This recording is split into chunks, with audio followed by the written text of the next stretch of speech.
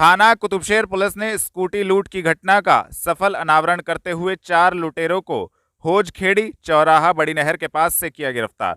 आपको बता दें, वरिष्ठ पुलिस अधीक्षक के निर्देशन में अपराधियों के विरुद्ध चलाए जा रहे धरपकड़ अभियान के क्रम में थाना कुतुबशेर पुलिस को बड़ी सफलता हाथ लगी है। थाना कुतुबशेर पुलिस ने स्कूटी लूट की घटना का सफल अनावरण करते हुए 4 शातिर लुटेरे गौरव पुत्र भूषण, आकाश पुत्र संजय, लव पुत्र सतीश, कुणाल उर्फ घोलू पुत्र देवी चंद को होजखेड़ी चौराहा बड़ी नहर के पास से गिरफ्तार करने में महत्वपूर्ण सफलता प्राप्त की है, जिनके कब्जे से एक स्कूटी, एक मोबाइल फोन एवं एक मोटरसाइकिल बरामद की गई तथा संबंधित धाराओं में कार्यवाही करते हुए चारों अभियुक्त गणों को माननीय न्यायालय के समक्ष पेश किया जा रहा है। इस संबंध में एसपी सिटी अभिमन्यु मांगलिक ने पुलिस लाइन स्थित सभागार में प्रेस वार्ता कर संबंधित जानकारी दी।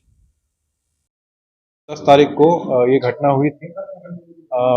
जो हमारे वादी हैं उनके भांजे हैं, वो 15 वर्षीय हैं और वो स्कूटी लेके उनकी जो माता जी हैं वो प्राइमरी स्कूल में एक प्रिंसिपल हैं वहीं होजखेड़ी में। तो वो वहाँ पे प्राइमरी स्कूल में कुछ सामान देने जा रहे थे। उसके बाद स्कूटी लेके जो उनके भांजे हैं वो गए थे थोड़ा आगे नहर की पटरी के पास। तो वहाँ पे 4 लोग उनको मिलते हैं जो पहले से ही घात लगा के वहाँ पे बैठे हुए थे। उनके पास एक मोटरसाइकिल होती है और उनको डरा धमका के उनकी स्कूटी और उनका जो मोबाइल आईफोन उनसे छीन लिया जाता है और वहाँ से भाग जाता है।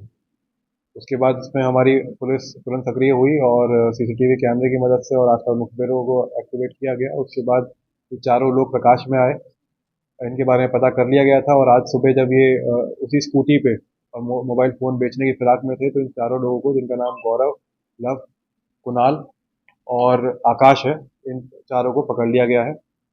मौके से स्कूटी और मोबाइल फ़ोन दोनों बरामद हो गए और उनकी निशानदेही पे जो एचएफ डिलक्स मोटरसाइकिल थी जो गौरव के नाम पर है और गौरव ही अपने पास रखता है, उसकी निशानदेही पे बरामद कर ली गई। सर 3 इसमें कुतुबशेर क्षेत्र के ननौता क्षेत्र के, इनसे क्या संबंध है ननौता वाले? जी हाँ, जो ननौता क्षेत्र के रहने वाले हैं ये कुणाल, ये इनके जो रिश्तेदारी हैं, इनके मामा हैं जो इसी गांव कोलागढ़ में रहते हैं और तभी से इनकी दोस्ती यारी है और ये साथ में शराब पीना और उठना बैठना इनका साथ में था और उस दिन भी शराब के नशे में ही थे और पैसे की लालच में उन्होंने पूरी घटना को अंजाम दिया। जो मोटरसाइकिल बरामद हुई है उसकी क्या स्थिति है? क्या भी वो भी लूट की है, चोरी की है या वो अपनी लूट की है? जी, अभी तक जो हमने देखा है, मोटरसाइकिल को चेक किया है, वो लूट की नहीं निकली है, वो गौरव के नाम पे ही रजिस्टर्ड है और भी इसमें आगे हम जांच कर रहे हैं। सर कोई नशे वगैरह जिसकी वजह से लूट कर दी, इससे पहले भी क्या उन्होंने किसी लूट को अंजाम दिया? जैसे मैंने आपको बताया 18-19 साल के नए लड़के हैं। अभी कोई पढ़ा लिखा नहीं है, इसमें ज़्यादा कोई पढ़ाई लिखाई किसी ने करी नहीं है, शराब पीते हैं, साथ में उठना बैठना है और उसी पैसों की लालच में उन्होंने इस घटना को अंजाम दिया। थाना फतेहपुर पुलिस ने सिंभालकी के जंगल में हुई हत्या का किया खुलासा। 2 अभियुक्तों को भगवानपुर गागलहेड़ी रोड से किया गिरफ्तार। आपको बता दें, वरिष्ठ पुलिस अधीक्षक के निर्देशन में अपराधियों के विरुद्ध चलाए जा रहे धरपकड़ अभियान के क्रम में थाना फतेहपुर पुलिस को बड़ी सफलता हाथ लगी है। थाना फतेहपुर पुलिस ने सिंभालकी के जंगल में हुई हत्या का खुलासा करते हुए 2 अभियुक्त गण इकबाल पुत्र इरफान, लाला उर्फ इकराम तेली पुत्र इस्लाम को भगवानपुर गागलहेड़ी रोड से गिरफ्तार करने में महत्वपूर्ण सफलता प्राप्त की है, जिनके कब्जे से हत्या में प्रयुक्त एक फावड़ा, एक पाठल लोहा, एक मोटरसाइकिल रेहड़ा बरामद किया गया तथा संबंधित धाराओं में कार्यवाही करते हुए दोनों अभियुक्त गणों को माननीय न्यायालय के समक्ष पेश किया जा रहा है। इस संबंध में एसपी देहात सागर जैन ने पुलिस लाइन स्थित सभागार में प्रेस वार्ता कर संबंधित जानकारी भी दी। मामला था कि वो हत्या हुई थी, कितने दिन की घटना? 13 सितंबर को सुबह सुशील जी ने थाना फतेहपुर में आकर सूचना दी कि उनके पिता स्वर्गीय पलटू राम जी, जो कि लाला राजकुमार मित्तल जी के बाग में रखवाली का काम करते हैं, उनको किसी ने 12 तारीख की शाम में 3 लोगों ने, जो कि वो उनकी पहचान के ही 3 लोग थे चांदपुर के, उन्होंने धारदार हथियार से उनको कत्ल करा और जो उनकी लाश है वो ईख के खेत में छिपा दी है। इस संबंध में तत्काल मुकदमा पंजीकृत किया गया और जो 3 नामजद अभियुक्त हैं उनमें से 2 अभियुक्तों को गिरफ्तार कर लिया गया है। गिरफ्तार अभियुक्तों के नाम है इकबाल पुत्र इरफान और इकराम पुत्र इस्लाम। ये दोनों चांदपुर ग्राम थाना गागलहेड़ी के रहने वाले हैं। इन्होंने पूछताछ में इन्होंने बताया कि ये जो है पेड़ काटने का, चोरी से पेड़ काटने का और उसको बेच देने का काम करते थे और इन्होंने सिंभालकी गांव में जो बाग है उसमें जो पेड़ 3 यूकलिप्टस के पेड़ और एक पोपलार का पेड़ चोरी चोरी से काट रहे थे और अपने रेड़े में जब ये लोड कर रहे थे तो उसी गांव का जो उसी खेत का रखवाली जो करते हैं पलटू राम जी, उन्होंने देख लिया और मालिक से शिकायत करने की बात कही कि मैं बता दूंगा आप चोरी कर रहे हैं। उन्होंने रोकने का भी प्रयास किया, लालच देने का प्रयास किया, किंतु वह नहीं माने, मालिक को बताने की बात पे अड़िग रहे और इन्होंने गुस्से में आकर धारदार हथियार जो है फावड़ा और दाव है उससे उनके सर पे वार किया और उनकी हत्या कर दी और जो शव है उसे पास ही में ईख के खेत में छिपा दिया ताकि किसी को पता ना चले। बट ये जो 3 अभियुक्त हैं ये वादी के बेटे जब उनके पिता की तलाश कर रहे थे तो उन्होंने उस रेड़े से आते हुए उन्हें देख लिया और इसी संबंध में उन्होंने थाने पर इनके खिलाफ एप्लीकेशन दी। जब इन्हें गिरफ्तार किया गया, इनसे पूछताछ करी गई तो इन्होंने अपना घटना कबूल की है। इनसे आला कत्ल भी बरामद किए गए हैं और जो तीसरा अभियुक्त है इमरान जो मोटरसाइकिल पे आया था वो अपनी मोटरसाइकिल और इमरान अभी फरार है, शीघ्र ही उसे गिरफ्तार किया जाएगा और तत्परता से गिरफ्तारी के लिए टीम को एसएसपी महोदय द्वारा 21,000 रुपए का इनाम भी घोषित किया गया है और आज इन 2 अभियुक्तों को गिरफ्तार कर माननीय न्यायालय के समक्ष पेश किया जाएगा। क्या केवल यही हत्या का कारण है, इससे पहले कोई इनमें रंजिश रही हो, कुछ ऐसा रहा हो? इनमें ऐसी कोई रंजिश पहले अभी प्रकाश में नहीं आई है। जो 2 अभियुक्त गिरफ्तार किए गए हैं इन दोनों पे पूर्व में भी मुकदमे थे, आपराधिक प्रवृत्ति के ये व्यक्ति थे, चोरी से पेड़ काटते थे और जब इन्होंने रोकने का प्रयास किया और वो नहीं माने तो उन्होंने उनकी हत्या कर दी। दीवानी न्यायालय गेट पर सहारनपुर अधिवक्ता एसोसिएशन एवं द कलेक्ट्रेट बार एसोसिएशन ने यूपी सरकार का फूका पुतला दी। जानकारी आपको बता दे, सहारनपुर अधिवक्ता एसोसिएशन एवं द कलेक्ट्रेट बार एसोसिएशन ने संयुक्त रूप से दीवानी न्यायालय गेट पर उत्तर प्रदेश सरकार के खिलाफ जमकर विरोध प्रदर्शन किया और उत्तर प्रदेश सरकार का पुतला भी फूका। हापुड़ कांड के विरोध में लगातार अधिवक्तागण विरोध प्रदर्शन कर रहे हैं और सड़कों पर जमकर नारेबाजी भी की जा रही है, जिसमें सभी अधिवक्ताओं का कहना है कि उत्तर प्रदेश सरकार या तो होश में आओ वरना वकील अपनी जान की बाजी भी लगाने से पीछे नहीं हटेंगे। दीवानी न्यायालय गेट पर पुतला दहन करने के बाद सभी अधिवक्तागण प्रदर्शन करते हुए कलेक्ट्रेट में पहुंचे, जहां पर उन्होंने जिलाधिकारी कार्यालय में पहुंचकर ज्ञापन भी सौंपा तथा संबंधित जानकारी दी। मैं अशोक पुंडीर एडवोकेट, पूर्व सिविल कोर्ट बार अध्यक्ष, आज इस मसले पर जो हापुड़ में पुलिस ने बर्बरता से अधिवक्ताओं के ऊपर लाठीचार्ज किया है और उसके विरोध प्रदर्शन में शांतिपूर्ण तरीके से हमारी bar association civil court Saharanpur और कलेक्ट्रेट बार एसोसिएशन के तमाम अधिवक्ताओं ने शांतिपूर्ण तरीके से अपने मांगों के समर्थन में ज्ञापन डीएम साहब के माध्यम से प्रदेश सरकार को भेजा है ताकि हापुड़ जो कांड हुआ है, अधिवक्ताओं के ऊपर जो अत्याचार हुआ है उसके ऊपर निष्पक्ष जांच कराई जाए और अधिवक्ता संगठनों के प्रतिनिधियों को उस जांच कमेटी में सम्मिलित किया जाए और जो दोषी पुलिसकर्मी हैं उनको तुरंत वहां से सस्पेंड किया जाए और उन्हें निलंबित किया जाए सस्पेंड करके, क्योंकि ये बहुत बड़ा अधिवक्ताओं के ऊपर लाठीचार्ज है, बहुत बड़ा कुटाराघात है। हम प्रदेश में 3.5 लाख से ज़्यादा अधिवक्ता हैं।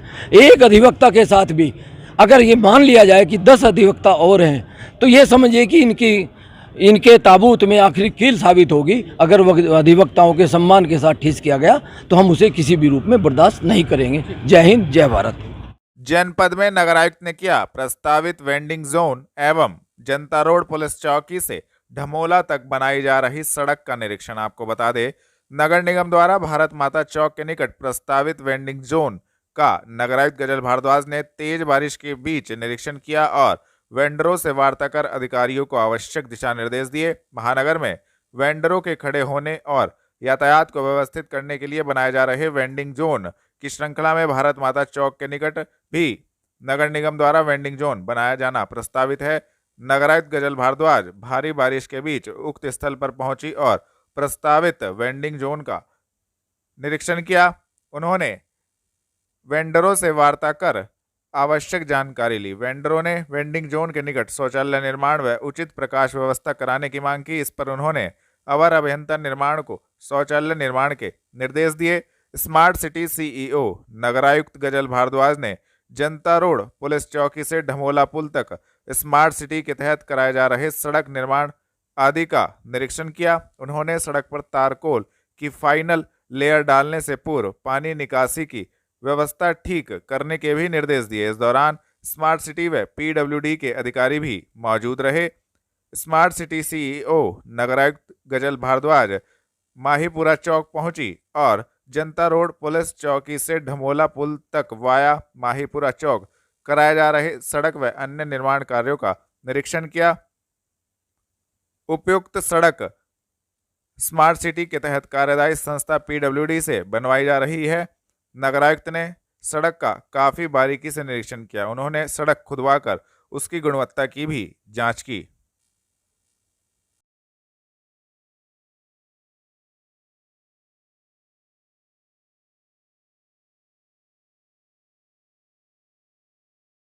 पुलिस लाइन पहुंचकर रिमाउंट डिपो में कार्यरत कर्मचारियों ने एक व्यक्ति पर लगाया लाखों रुपए की ठगी करने का आरोप। दी जानकारी आपको बता दें, पुलिस लाइन पहुंचकर रिमाउंट डिपो में कार्यरत कर्मचारियों ने एक व्यक्ति पर लाखों रुपए की ठगी करने का आरोप लगाते हुए बताया कि लोन दिलाने का लालच देकर उक्त व्यक्ति द्वारा उनके साथ लाखों रुपए की ठगी की गई, जिसको लेकर वह सभी कर्मचारी पुलिस लाइन पहुंचे और एसपी सिटी से मुलाकात कर संबंधित प्रार्थना पत्र एसपी सिटी को सौंपा और उक्त व्यक्ति पर कार्यवाही की मांग की। अर्जुन पंडित, मैं यहीं से समाजवादी पार्टी से निवर्तमान जिलाध्यक्ष हूं, समाजवादी लोहिया वहीं से। आज ये रिमाउंट डिपो के लोग हैं जो रिमाउंट डिपो में अपने कार्य करते हैं कि इनके स्टाफ का ही है जगपाल जी, वो भी इनके साथ काम करता है। उन्होंने अपने लड़के से मिलवाया होगा क्योंकि ये लोग अपने काम जॉब करते हैं, अपने बच्चों को पढ़ाने के लिए लोन की जरूरत पड़ती होगी, तो उस बंदे ने अपने लड़के से मिलवा कर साठगांठ करी, मेलजोल बढ़ाया। मेलजोल बढ़ाने के बाद इनके सबके जितने भी स्टेट बैंक में जो इनका अकाउंट खुला हुआ है उनके चेक लिए उसने। लोन कराने के नाम पर जैसे ही ओटीपी की जरूरत पड़ती होगी पैसे काटने के लिए, तो उनको बोलते कि आपका लोन सेंक्शन हो चुका है, आप अपना ओटीपी बताइए। इन्होंने अपना ओटीपी बताया तो इनके खाते से लगभग 4 लोग हैं, चारों से 4-5 लाख रुपए निकाल लिए। जब पैसे आधे से ज़्यादा निकलने के बाद इनका अकाउंट नहीं हुआ, तब इनके अकाउंट में नेट बैंकिंग यूपीआई पिन के द्वारा इनकी लिमिट बढ़वाई गई। 1,20,000 रुपये समथिंग की लिमिट बनी, किसी 18,000, किसी 50, किसी 80, लगभग 4 लोगों से 15 से 20 लाख रुपए निकाले हैं। इस संबंध में हम एसपी सिटी साहब से मिले। एसपी सिटी साहब को हमने पूरे साक्ष्य रखे उनके सामने, तो उन्होंने उसे देख के CO2 को दिया है जांच के लिए। उन्होंने आश्वासन दिया है कि इस तरह के काम करने वाले के खिलाफ यह मुकदमा पंजीकृत कराया जाएगा और अगर वो दोषी पाया गया तो उसको जेल भी भेजा जाएगा। हमारी मांग ये है कि प्रशासन कोऑपरेट कर रहा है, परंतु कि भविष्य में उसके खिलाफ एक ऐसी कार्रवाई हो ताकि वो जो सीधे साधे लोग और भी अंदर स्टाफ के लोग काम करते हैं उनके खिलाफ इस तरह की बातें मीठी मीठी मनगढ़ंत कहानियां सुनाकर उनसे ठगी ना कर बैठे। तो हमारी यही की अपील करना चाहते हैं कि प्रशासन उस बंदे को पकड़े, क्योंकि 112 पर शिकायत करके हमने पकड़ाया था। जनकपुरी थाने के द्वारा 11 तारीख को उसको सुबह पकड़ा और शाम को छोड़ दिया गया था। जब वो दोषी है, उसके खिलाफ इतने हमारे पास एविडेंस है, साक्ष्य है, तो उसको किसी भी हाथ पे छोड़ा गया। तो एसपी सिटी साहब ने उनको आदेश दिया है कि जल्दी उसे पकड़कर उसके ऊपर मुकदमा दर्ज कराने का काम होगा और जांच होने का काम होगा। बहुत बहुत धन्यवाद। पोर्टल पर 1 माह से लंबित शिकायत का जिलाधिकारी ने लिया संज्ञान। 2 दिन के अंदर मृतक कर्मचारी की पत्नी को दिलाई आर्थिक सहायता। आपको बता दें, जिलाधिकारी डॉक्टर दिनेश चंद्र ने मुख्यमंत्री के निर्देशानुसार IGRS प्रकरणों को समयबद्ध एवं गुणवत्तापूर्ण ढंग से निस्तारित करने के क्रम में श्रीमती रूपाधिमान पत्नी स्वर्गीय मुकेश कुमार निवासी कुर्डी तहसील देवबंद के पोर्टल पर अंतुष्ट प्रकरण का तत्काल संज्ञान लेते हुए 2 दिन के अंदर निस्तारित कराकर संबंधित को उनका हक दिलाया। ज्ञातव्य है कि मुकेश कुमार भायला फीडर पर तैनात थे। उनकी 11 मई को आकस्मिक मृत्यु हो गई थी। उनके परिवार को वित्तीय सहायता दिए जाने हेतु उनकी पत्नी श्रीमती रूपाधिमान ने पोर्टल पर शिकायत दर्ज कराई थी, जो लगभग 1 माह से लंबित थी। जिलाधिकारी द्वारा समीक्षा बैठक में प्रकरण संज्ञान आने पर प्रकरण का निस्तारण समय से न करने पर कड़ी नाराजगी व्यक्त करते हुए अधिशासी अभियंता को 3 दिन के अंदर पीड़ित को उसका हक दिलाने संबंधी कार्यवाही करने के निर्देश दिए थे। डॉक्टर दिनेश चंद्र द्वारा मृतक के परिजन को 5 लाख रुपए की आर्थिक सहायता की स्वीकृति का पत्र दिया गया।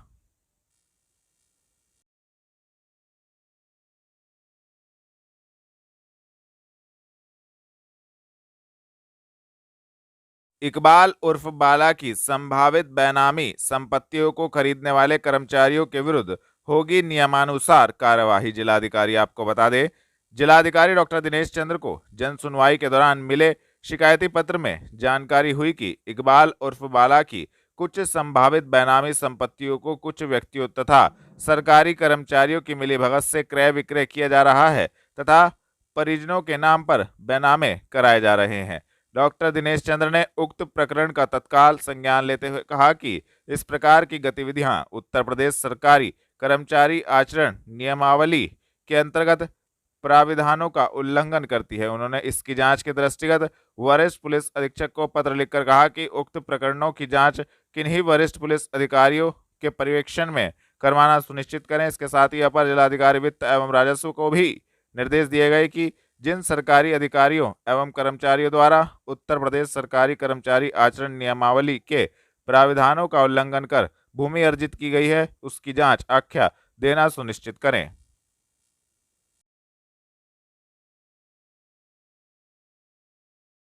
न्यू शारदा नगर में पति ने पीट पीट कर पत्नी को उतारा मौत के घाट, पुलिस मौके पर आरोपी गिरफ्तार। आपको बता दें, थाना कुतुबशेर क्षेत्र के न्यू शारदा नगर में पति ने पत्नी को पीट पीट कर मौत के घाट उतार दिया।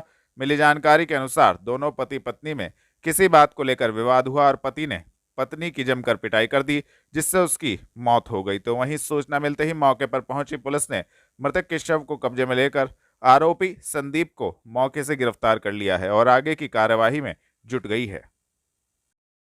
जी, आपका नाम? नाम क्या है? हरिराम। क्या मामला हुआ है? ये लड़की की जैसे डेड बॉडी मिली है, क्या मामला? लड़की का मामला ऐसा हुआ भाई जी, ये लड़का जो इसका हस्बैंड था, वैसे तो मेरा साधु लगता है। क्या नाम है? संदीप। संदीप, अच्छा। हाँ जी। ये कोई काम आम तो करता नहीं था। इसकी शादी हुई थी आज से 10 साल पहले, लगभग 2013 में, जब इनके पिताजी रिटायर इंटर कॉलेज से टीचर थे, गुरु नानक इंटर कॉलेज से। तब ये लोग कंबाइंड रहते थे उस टाइम पे, इनका घर भी कंबाइंड ही था। उसके बाद बीच में ये सब अलग अलग हो गए, सब पल्ला झाड़ रहे हैं। अब इसने लड़की को पिटाई करके मार दिया जानबूझ के, हाथ में पैर पे चोट, गला दबा हुआ, सब कुछ उसको जानबूझ के मार दिया। अब उसको बोला तो भाई क्यों किया ऐसा, बोल रहा है कि वो बीमार थी, कई बार उसने लैट्रिन वैट्रिन कर दिया, ऐसे ही मुझे गुस्सा आ गया, मैंने उसको मार दिया। जान से मार दिया या वैसे? जान से मार दिया भाई जी। मुझे पहले भी मारपीट की उससे? मारपीट बहुत बार की, पहले भी कई बार चौकी में गया थाने में, मैं इसको छुड़वाया, फिर जब हाथ पैर चोट लगा वहाँ पे बोले जी मैं ठीक रखूँगा लड़की को, मैं कुछ नहीं करूँगा, मैं काम भी करूँगा, पैसा कमाता था। भाई इसके बिल्कुल साइड में हो गए जब से इसके पिताजी गुजर गए, उनकी कोई हेल्प नहीं, वो बोलते हैं हमें इनसे कोई मतलब नहीं है। तो इसने आज लड़की को मार दिया। क्या नाम था लड़की का? लड़की का नाम अलका। कितने वर्ष की, कितनी उम्र थी? लड़की की उम्र होगी ऐसी 28 के आसपास। अच्छा, एक चीज़ और बताइए आप, क्या बीमार थी लड़की? लड़की बिल्कुल ठीक थी, वो मेरे पास भी रही पहले झांसी में कुछ दिन। लड़की यहाँ आने के बाद में जब ये इसको परेशान करता, तंग करता, थोड़ी डिप्रेशन से भागी थी लड़की। उसके बाद में अभी बता रहे कि उसको बुखार उखार हो रखा था और लूज मोशन लगा हुआ था। अच्छा। जिसकी वजह से उसको उसकी हेल्प करने के बजाय ये कह रहा कि उसको लूज मोशन वगैरह लगा, उसने वैसे ऐसे ही कर दिया, कपड़ों में ही कर दिया, तो इसने साफ वाफ करना पड़ता, तो उसने मार दिया उसने। उस दौरान घर में कौन कौन था इससे? घर में तो ये दोनों ही रहते हैं, बाकी इसके 4 भाई है, इसकी 4 भाभी है, बच्चे हैं। फिलहाल जो आज घटना हुई है अभी, हाँ। तो उसके दूसरा माता भी थी उसकी? क्या घर पे माता नहीं है, इनके माता और पिताजी नहीं है, इनके 4 भाई है और उनकी भाभी है, उनके बच्चे हैं। वो सब बोल रहे कि हमें कोई पता नहीं, हमें कुछ मतलब नहीं है। अच्छा, अकेले ही रहते थे दोनों? हाँ, दोनों अकेले रहते थे, बच्चे थे नहीं इनके। क्या चाहते हो आप लोग? हम लोग तो चाहते हैं इसको कड़ी से कड़ी सजा मिले भाई, और क्या है। जब इसने किसी की जान ली है तो उसको तो सजा तो मिलनी चाहिए, जो गलत हुआ उसको तो परिणाम भुगतना चाहिए ना। इसने मारने का तो कोई हक नहीं बनता था इसका भाई जी, जान से मारने किसी का है कोई, बताओ आप। श्री सनातन धर्म मंदिर में एक शाम कान्हा के नाम भजन संध्या का आयोजन भगवान श्री कृष्ण की छठी महोत्सव के अवसर पर किया गया। सुभाष नगर स्थित श्री सनातन धर्म मंदिर में एक शाम कान्हा के नाम भजन संध्या का आयोजन भगवान श्री कृष्ण की छठी महोत्सव के अवसर पर किया गया। सुमन शालिनी ने भजन सुनाकर सभी को आनंद विभोर कर दिया। इन्होंने एक से बढ़कर एक भगवान कृष्ण के रसीले भजन सुनाकर वातावरण भक्तिमय कर दिया। उत्सव में मुख्य रूप से संतोष चन्ना, शशि सिंधु, प्रीति बख्शी, ललिता शर्मा, प्रवीण दुग्गल, रीता मधु, अर्चना वंदना, वीणा मौजूद रहे। हिंदी दिवस के अवसर पर विचार गोष्ठी का हुआ आयोजन। दी जानकारी आपको बता दें, सहारनपुर में हिंदी दिवस के अवसर पर विचार गोष्ठी का आयोजन किया गया। सारंग संस्था के द्वारा हिंदी दिवस के अवसर पर हिंदी से हिंदुस्तान है विषय पर विचार गोष्ठी का आयोजन अमर शहीद मेमोरियल कन्या इंटर कॉलेज में किया गया। कार्यक्रम में इल्मा पायल ने दोहे सुनाकर सभी का मन मोह लिया। राघव की शायरी सुनकर सभी ने जमकर तालियां बजाई। रश्मि व अंजू प्रिया की अंताक्षरी ने सभी को तालियां बजाने पर मजबूर कर दिया। अफजल मलिक, अर्शी, निशांत ने हिंदी दिवस पर कविता पाठ किया। विशिष्ट अतिथि रवि बख्शी ने कहा कि जनता और सत्ता दोनों मिलकर जब हिंदी को सच्चे हृदय से अपनाएंगे, निश्चित ही हिंदी का विकास तेजी से होगा। हिंदी हमारी राष्ट्रभाषा है और अपनी राष्ट्रभाषा को हमें कभी नहीं भूलना चाहिए, क्योंकि ये युग अपनी राष्ट्रभाषा को हमेशा बनाए रखने का है। वैसे तो अंग्रेजी भाषा इसका बोलबाला बहुत हो गया है, परंतु ये अंतर्राष्ट्रीय भाषा है। लेकिन हमारी जो भाषा है हिंदी, ये जन जन की भाषा है और इसका हमें सम्मान करना चाहिए और करते रहेंगे। हमारा देश में अनेक भाषाएं बोली जाती हैं और प्रदेश के हिसाब से अनेक भाषाएं बोली जाती हैं। पंजाब में रहने वाले पंजाबी बोलते हैं, तमिल में रहने वाले तमिल बोलते हैं, ऐसे ही केरला में रहने वाले अपनी भाषा बोलते हैं। परंतु उन सबको देखते हुए पूरे राष्ट्र की हमारी भाषा हिंदी है और हमारी हिंदी भाषा सर्वोत्तम है। हमें हमेशा अपनी मातृभाषा का सम्मान करना चाहिए, फख्र करना चाहिए कि हमारी भाषा सदैव जो है विराजमान है।